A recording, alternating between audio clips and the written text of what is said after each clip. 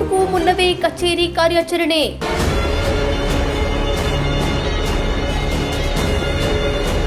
ಕೋಟಿ ವೆಚ್ಚದ ಪ್ರಜಾಸೌಧದಲ್ಲಿ ಮಳೆ ಸೋರಿಕೆ.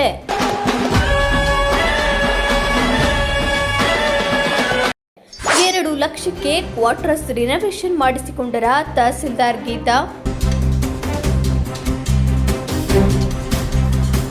ಪಿಡಬ್ಲ್ಯೂಡಿ ಕಾಂಟ್ರಾಕ್ಟರ್ ತಹಸೀಲ್ದಾರ್ ನಡುವೆ ಜಟಾಪಟಿ.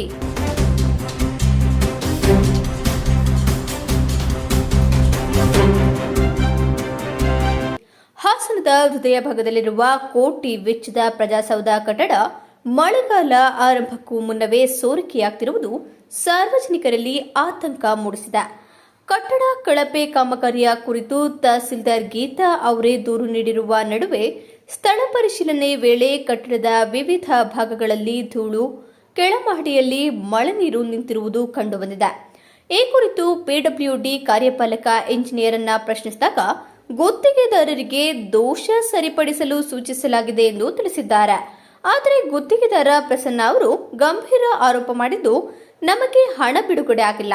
ಈ ಮಧ್ಯೆ ತಹಸೀಲ್ದಾರ್ ಗೀತಾ ಅವರು ಒತ್ತಾಯಪೂರ್ವಕವಾಗಿ ಸುಮಾರು 2 ಲಕ್ಷ ರೂಪಾಯಿ ವೆಚ್ಚದಲ್ಲಿ ತಮ್ಮ ಕ್ವಾರ್ಟರ್ಸ್ ರಿನೋವೇಷನ್ ಮಾಡಿಸಿಕೊಂಡಿದ್ದಾರೆ ಎಂದು ಹೇಳಿದ್ದಾರೆ.